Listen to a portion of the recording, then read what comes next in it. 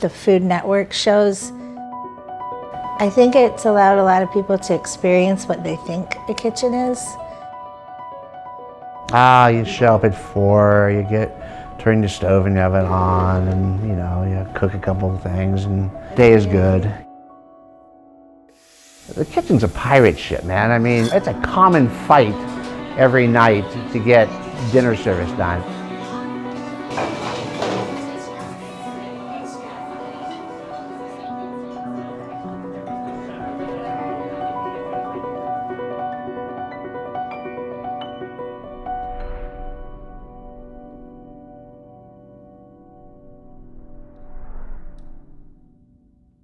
I had a moment, and I thought, my daughter's going to turn 5 in 6 months, and she's going to start school, and I'm going to see her on Sunday.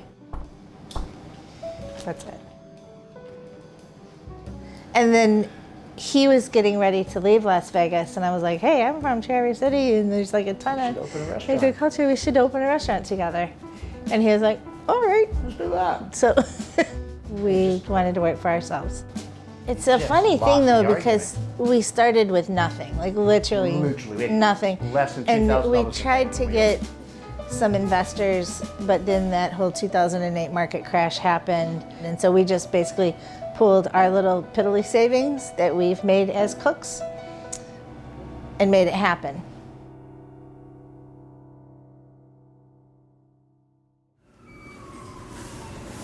You know we don't do a menu.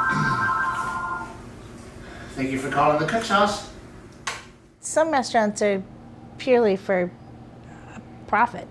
I mean, they have a different agenda kind of than we've ever had. So yeah, I was telling you earlier, we're terrible capitalists and we're even worse business people, Jen and I. We don't get it. Our poor bookkeeper, I mean, God love her. I mean, turning a profit, unfortunately, is like number 8 or 9.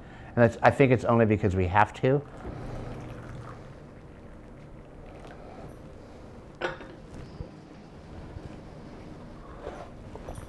I was 13 when I started washing dishes, and it was Mother's Day, Northwest Kansas, the biggest day of the year for any restaurant. We still had dishes stacked up to the ceiling, it felt like.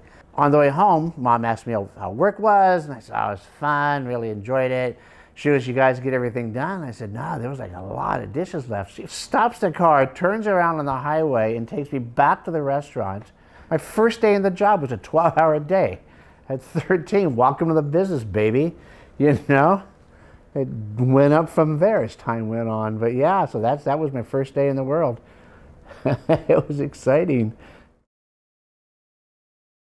Jen and I, for years, since we've opened the restaurant, have been trying to figure out a work-life balance, not only for us, but for the cooks.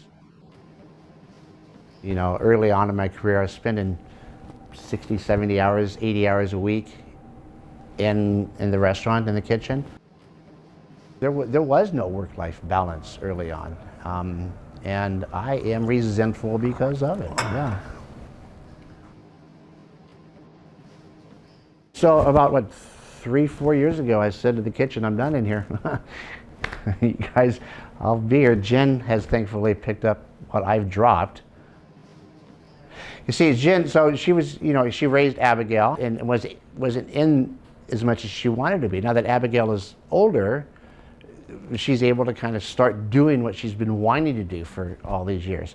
So she's jumping into it full, both feet.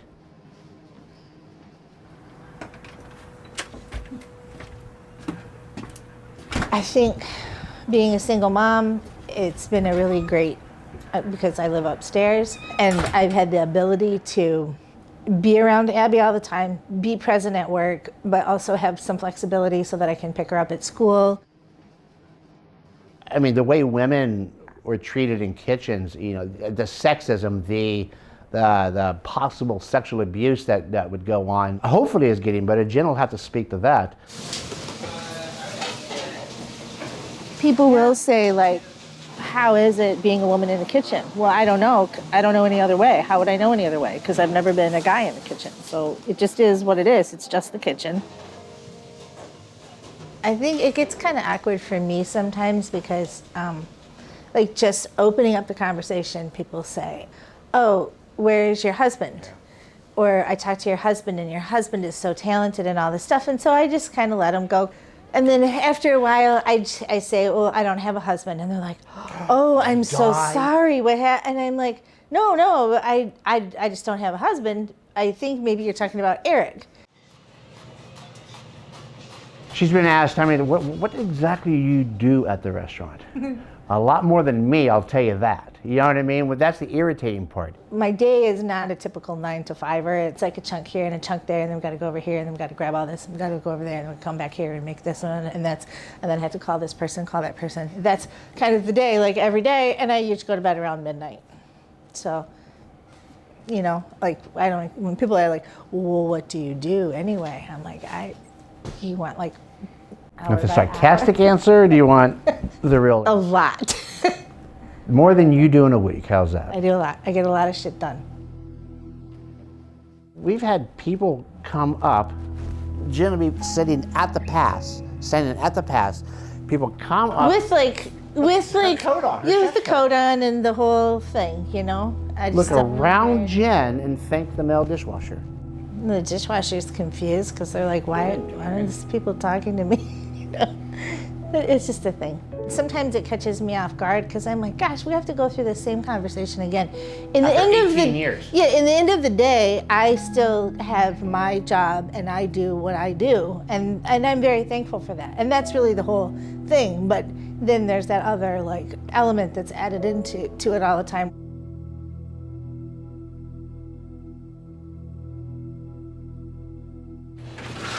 Are you coming with us? Coming with us? Yes. Awesome.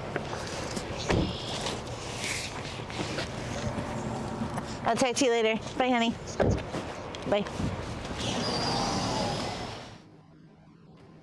We just wanted to be I us. think and at do our some own point gig. someone said something to us like, you know, how does it feel to be like on the forefront of the local sustainable movement or something like that? And we're like, the what? Like, what are you talking about? And so when we moved up here, it just made sense as chefs to use food that is grown and produced as close as possible. And most of these farmers, I tell you, are not in it for the money. They're in it for the love of what they do. And they're the real rock stars of the food system.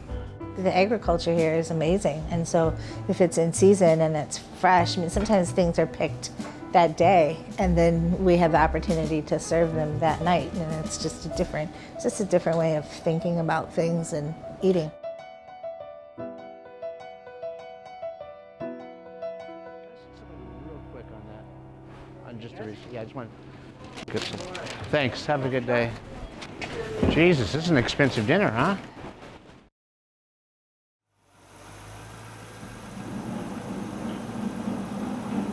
There's a worldwide cook shortage, and a lot of it is just the environment, the low pay, and some of it is a work-life balance. Young people today don't want to live their entire lives doing their job, and God love them for it. They're trying to live their lives a bit. They're trying to spend time with their families and friends. So they have my 100% support on this. We literally make our money every day that we're open. But, you know, with us being open only 5 days a week, it enables our staff to have 2 days off in a row, 2 constant days off in a row. They know 6 months from now that they will have Sunday and Monday off. It's happening. They're like taking care of themselves and not drinking all the time, and you know, it's like amazing watching these humans become like adults and really talented cooks. Yeah.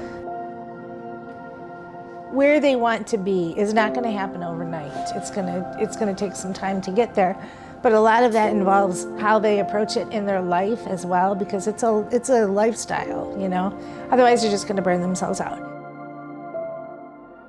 With the rise of Instagram and social media, and you know, you put the food down and we've got to take pictures of the goddamn thing. We're totally missing the point of what we're supposed to be doing. It's wonderful that, you know, this table here probably doesn't know that table, and that table doesn't know that table, and none of them know the cooks, and none of the cooks know the tables. And in any given situation outside of the restaurant, the misfits and pirates that run these kitchens would never be in the same space as the people dropping $100 for dinner.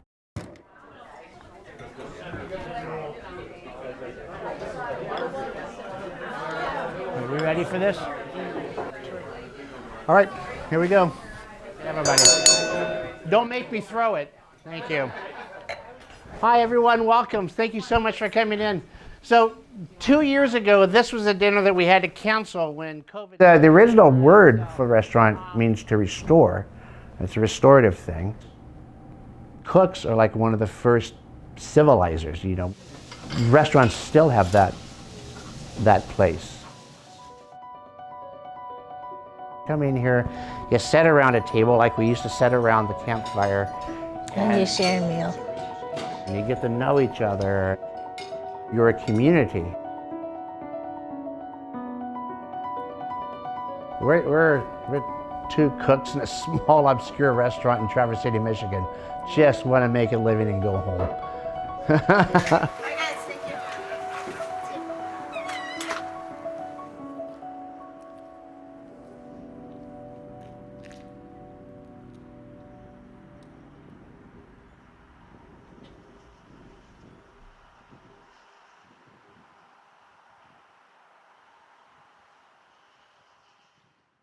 Did you ever consider doing something else? I did. I wanted to be a priest so bad I could taste it. But me and the Lord, we started seeing other people, so that kind of took a nosedive. If you could, in this situation, what would be your last meal? Jesus.